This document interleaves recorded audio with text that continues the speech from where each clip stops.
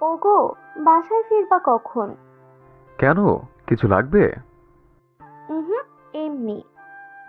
ও, আচ্ছা। এই শোনো শোনো। কি? না মানে, কি? একটা আনবা? ইয়ে? ইয়ে আবার কি? আরে ইয়ে। আরে বাবা, সেটাই তো জিজ্ঞেস করছে। ইয়েটা কি?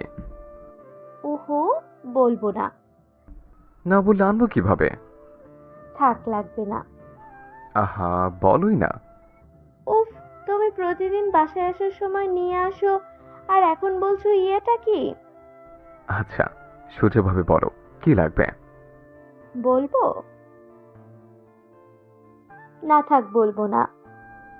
আহা, একবার বলেই দেখো না। আসার সময় আমার জন্য ডেইরি মিল্ক চকলেট নিয়ে আসবা, কেমন? এই কথা? হুম। কি এক স্বভাব পেয়েছো বাচ্চাদের মতো। হুম, আমি এখনো বাচ্চা, ওকে? কদিন পর নিজের কোলে একটা বাচ্চা আসবে, আর উনি এখনো নিজেকে বাচ্চা দাবি করে। চুপ ফাজিল, একদম মাইর দিব। খালি পচা কথা বলে। এটা পচা কথা? হাহ, পচা কথা। আমি এখন বাবু নিতে চাই না। এখন নিলে সমস্যাটা কি? আরো 1 বছর পর নিব। কিন্তু কেন?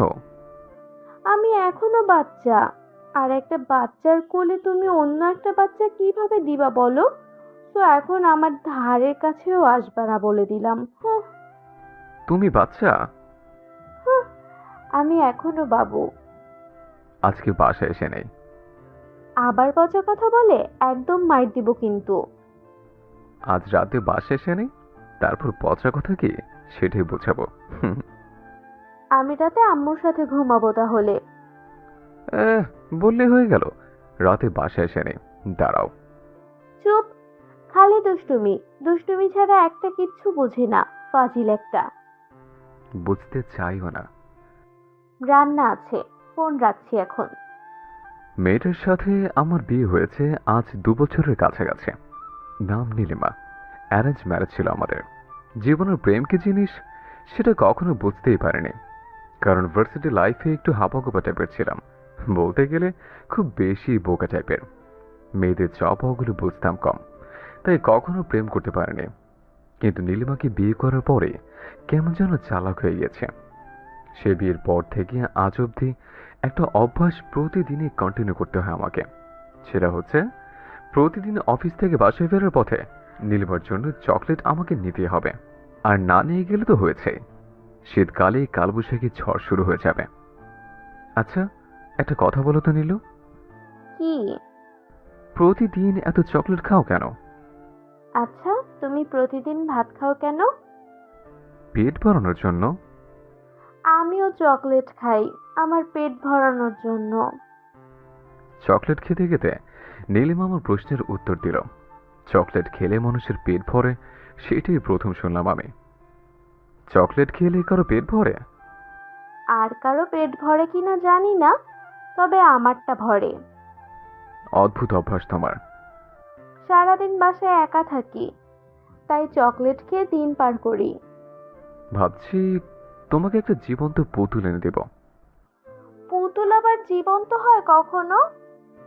হায় হায়, এই পুতুলটা সারাদিন ঘরের এক কোণা থেকে অন্য কোণে ঘুরে বেড়াবে, দৌড়াদৌড়ি করবে, দুষ্টুমি করবে। তোমার আর একা লাগবে না তখন। এতক্ষণে তোমার কথার মানেটা কি তা বুঝেছি। এই ছোট কথাটা বুঝতে এতক্ষণ? তোমার মতলব আমি বেশ ভালোই বুঝি। সবই হচ্ছে কাছে আসার ধান্দা। আর কি যে বলো না তুমি। সত্যি তো? আচ্ছা, একটু এদিকে আসো তো। কেন? মাথায় হাত বুলিয়ে দিই তোমার। থাক, লাগবে না। কেন কেন? বললাম না তোমার ধান্দা আমি বেশ ভালোই বুঝি। এখানে ধান্দার কি আছে জানো? আছে বস, আছে। আমার কলেজাটা, আমার জানোটা, আমার পাখিটা। না। চুপ, একদম চুপ। একটু কাছে আসো না জানো। না, আসবো না। তাহলে আমি আসছি।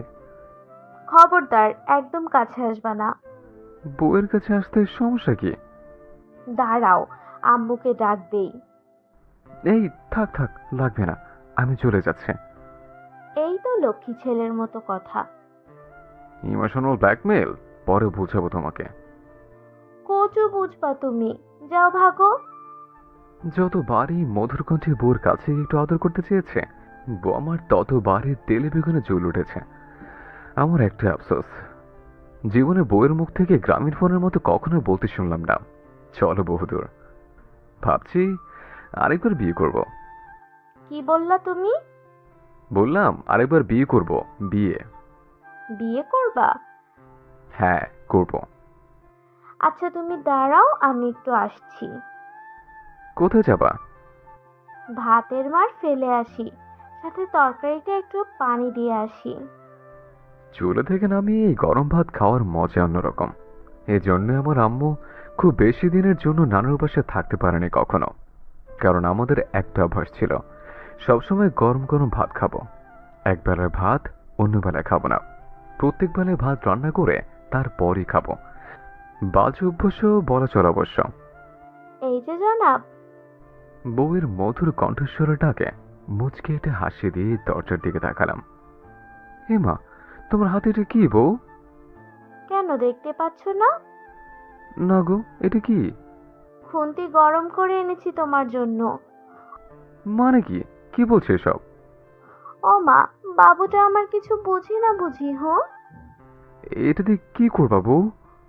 কি করব বুঝো না? না, বুঝি না তো। তোমার পিঠে লাগাবো এটা। ও মা! হাত পা কেঁপে একদম শেষ। খুন্তিটা দেখে মনে হচ্ছে সবেমাত্র চুলা থেকে গরম করে এনেছে। এটা যদি কোনোভাবে শরীরে লাগতে পারে, তাহলে আমি নির্ঘাত হক্কা পাবো। বউ, টুনটুনি পাখি আমার, হাত থেকে ফেলে দাও এটা, প্লিজ। এত সহজ না। বিয়ে করবি আবার, তাই না? আরে, আমি তো বুঝাতে চেয়েছি যে আমি তোমাকে আবার বিয়ে করব। চুপ মিথ্যুক, একদম খুন করে ফেলবো মিথ্যা কথা বললে। না বউ, মিথ্যে বলছি না। আবার? সত্যি বউ, বিশ্বাস করো। তোর বিশ্বাসের খেতায় আগুন। ছেড়ে দাও বউ, এবার মতো ছেড়ে দাও। কিসের ছাড়াছাড়ি? কোনো ছাড়াছাড়ি নাই আজকে। শেষবার মতো বলছি তো। চুপ কর হারামজাদা। তোর বিয়ে করার শখ জাগছে মনে, তাই না? আয়, আজকে তোরে গরম খুন্তির ছ্যাঁকা দিয়ে বিয়ের শখ মিটাই। আয় কাছে আয়। আসবো না, আসবো না। আয় কাছে আয় বলছি। একদম না, আমি এখন পালাবো। খবরদার, পালানোর চেষ্টা করলে ঘরে ঢুকতে দিব না আর। তাতে কি, গার্লফ্রেন্ডের বাসায় থাকবো। কি, ঘরে বউ রেখে বাইরে গার্লফ্রেন্ড? তবে রে হারামি, আজকে তো তোরে কিছুতেই ছাড়ছি না আমি। বউ রেখে গার্লফ্রেন্ড, হ্যাঁ? দাঁড়া, ছুটাচ্ছি তোর গার্লফ্রেন্ডের চিন্তা, দাঁড়া। বউ আমার একদম দরজার সামনে দাঁড়িয়ে আছে। দরজা দিয়ে যে পালাবো সেই রাস্তাও নেই। বউ আমার গরম খুন্তি নিয়ে ক্রমশই আমার কাছে আসছে। কি করি এখন? চোখ বন্ধ করে মাথা চুলকাচ্ছে, আর উপরের দিকে তাকিয়ে মনে মনে বলছে, ফান্দে পড়িয়া বগা কান্দে রে।